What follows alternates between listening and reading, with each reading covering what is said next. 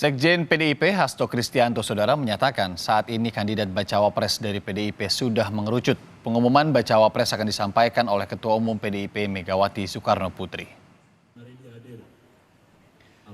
Sebelumnya ada sejumlah nama kandidat bacawa pres yang akan mendampingi Ganjar Pranowo. Nama-nama tersebut diantaranya Ridwan Kamil, Sandiaga Uno, Erick Thohir, Andika Perkasa, Basuki Hadimulyono hingga Hovifah Indar Parawansa.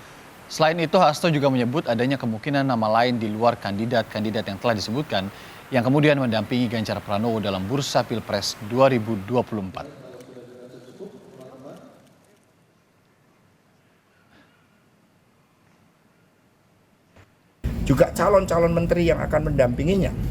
Maka kita lihat nama-nama yang akan mendampingi Pak Ganjar sudah digodok dan tentu saja sudah siap diumumkan.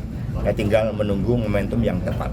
Siapa saja pengennya? Ya ada, sudah dikerucutkan. Dari dulu pada tanggal 18 Maret ketika Ibu Mega bertemu dengan Presiden Jokowi itu kan 3 jam.